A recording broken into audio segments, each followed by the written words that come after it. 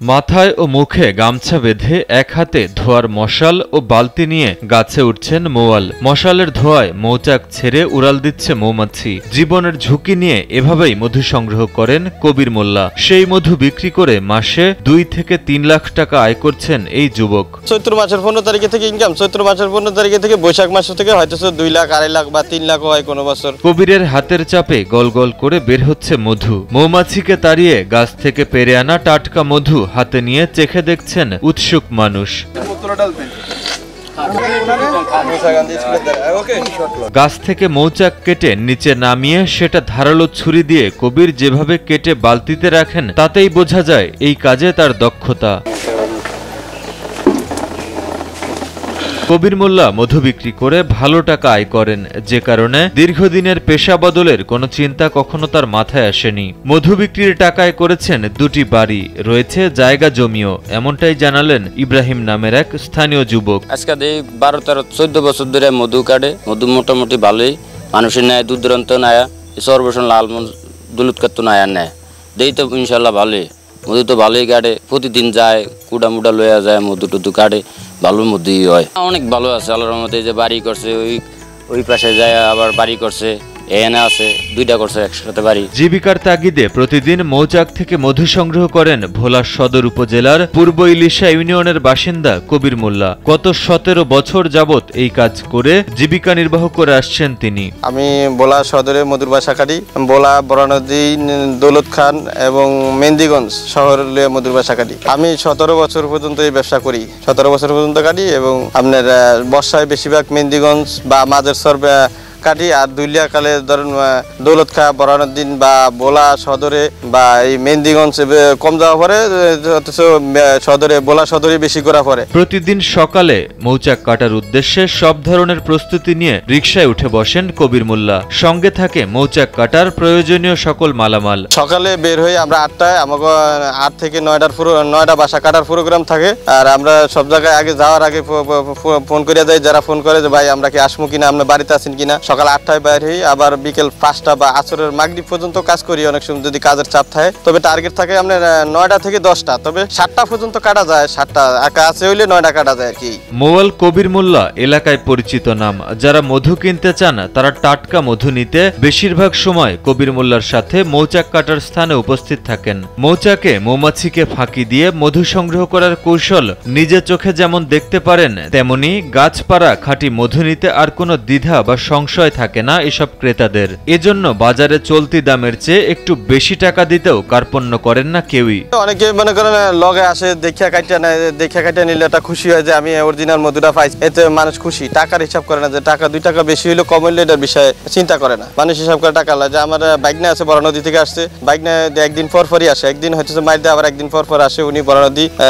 বিক্রি করে বা বোলা সদরও উনি বেচে। এর মধ্যে বাংলা বাজারও একদিন আধা কেজি বেচছিল আমার জানা মতে। নিজের বিক্রির পাশাপাশি বিভিন্ন ব্যক্তি ও দোকানদারের কাছে পাইকারি দামে মধু বিক্রি করেন কবির মোল্লা। খাঁটি মধু হয় এসব ক্রেতা নিয়মিত মধু কিনেন বলেও জানান তিনি। আর আমরা তো সাইডে বেচি, আমরা তো মনে করেন কাটি বেচালে, আমরা মাল এমনি স্টক করি না, মাল বেচালে কাস্টমারে দিই। আমার এই পরানগঞ্জ আছে একজন, দিদার মসজিদের হুজুর আছে, আপনার আল হাসান টুফিগর আছে, এগুলার মাল দিয়ে। নূর স্টোর, ভোলা নূর স্টোর, এরপর আপনার জিয়া সুপার মার্কেট হারুন মিয়ায়, কালীবাড়ির আক্তার মিয়ায়, এরপর লিটন মিয়ায়, এরপর আপনার পাকার মাতা রেজাউল সারে, এরা আমার কাছে মধু নেয়। মৌচাক থেকে প্রাপ্ত মধু পাইকারদের কাছে কেজি প্রতি 1000 টাকা বিক্রি করেন কবির। আগে 800 টাকা বিক্রি করলেও বর্তমানে নানা প্রতিকূলতা ও মৌচাক কাটার সময় মানুষ বেড়ে যাওয়ায় 200 টাকা বাড়তি নিচ্ছেন বলে জানান এই মৌয়াল। আমরা 1000 টাকা বেশি, আগে 800 টাকা বেচতাম আর কি। এখন তো পোষা না, গাড়ি গুড়ি লোক 3জন 4জন খাটে, কারণ এখন তো সিজন। আর এবার গতবার এসে মাল এবার কম, বাসা পোষা এবার কম, বিভিন্ন পার্টি আছে তো কাইটালায়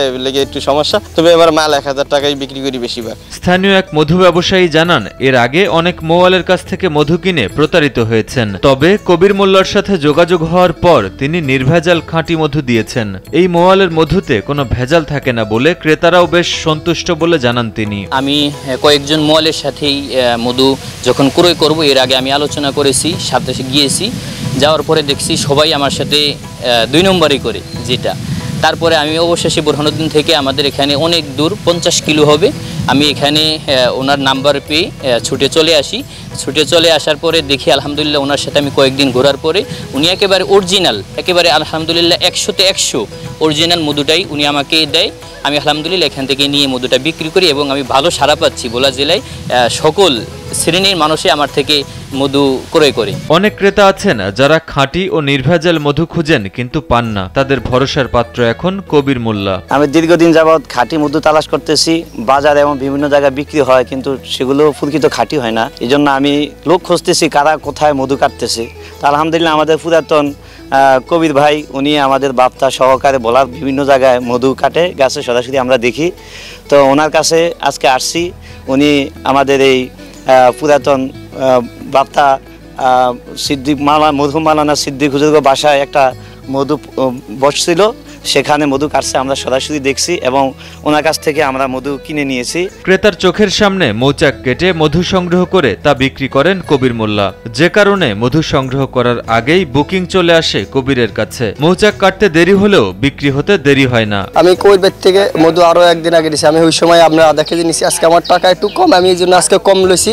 1000 টাকা কেজি রাখছে, তাও ওই জায়গায় কাটতে আছে সরাসরি, এই জন্য দেখে আমরা নিয়েছি। এদিকে কবির মোল্লা একটি নীতি অবলম্বন করেন। যার বাড়ির জায়গায় মৌচাক কাটেন মধু ক্রেতা হিসেবে তাকেই অগ্রাধিকার দেন। এরপর অগ্রাধিকার পান তার প্রতিবেশীরা, তারপর সাধারণ ক্রেতা। তবে সাধারণ ক্রেতা প্রতিদিন থাকে না, তখন মধু বিক্রি করে দেন পাইকারদের কাছে। তবে এই বছর মনে করেন সাইডে তো বিক্রি করতে এমনি আমরা পাইকারি যে লোক থাকে এর 8-10 কেজি দিতে পারি। আর এমনি সাইডে তো যেমন আপনার বাড়িতে বাসা কাটছি, আপনার লগে আপনার বাড়ির পাশে একজনে কিনতে চাইলে এর কাছে ব্যস্ত হয়, তাহলে এর কাছে বেচা টেচা যেটা থাকে আমরা সেটা পাইকারি বেশি আর কি। তো এটা যদি আপনার বাড়ির হক বেশি তাহলে বাড়ির আলা করতে আগে ব্যস্ত হয়, এরপর বাইরে ব্যস্ত হয়, এরকম আর কি। কবির মোল্লা যদি বাণিজ্যিকভাবে মধু চাষ করতে আগ্রহী হন তাহলে কৃষি প্রকল্পের মাধ্যমে তাকে সব ধরনের সহায়তা করার আশ্বাস দেন ভোলা সদর উপজেলা কৃষি কর্মকর্তা মোহাম্মদ কামরুল হাসান। ভোলা একটি দ্বীপ জেলা, এখানে আসলে বাণিজ্যিকভাবে খুব একটা মৌমাছি বা মৌমাছির খামার নাই বা মধু চাষ হয় না। কিন্তু এখানে যে লোকটি আছেন তিনি সারা ভোলা ব্যাপী যেখানে যেখানে প্রাকৃতিক মৌমাছিগুলো যে বাসা তৈরি করে সেই বাসা থেকে মধু সংগ্রহ করেন এবং বিভিন্নভাবে সারা জেলায় উনি এই বিশুদ্ধ মধুটা সরবরাহ করে থাকেন এবং এর মাধ্যমে তিনি নিজের পেশা এবং পরিবারের উপার্জনের মাধ্যমে দিনাতিপাত করেন এবং সারা ভোলাতেই প্রাকৃতিক গুণ সমৃদ্ধ এবং নিরাপদ মধুটা সরবরাহ করে থাকেন। সে যদি যোগাযোগ করেন এবং বাণিজ্যিকভাবে যদি চাষাবাদ করতে চান তাহলে আমাদের যে বিদ্যমান প্রকল্পগুলো আছে সেখান থেকে তার মৌ বাক্স সরবরাহ করব এবং তার মাধ্যমে সে বাণিজ্যিকভাবে চাষ করার সুযোগ ঘটবে। এর মাধ্যমেই মৌ চাষের সম্প্রসারণ ঘটবে।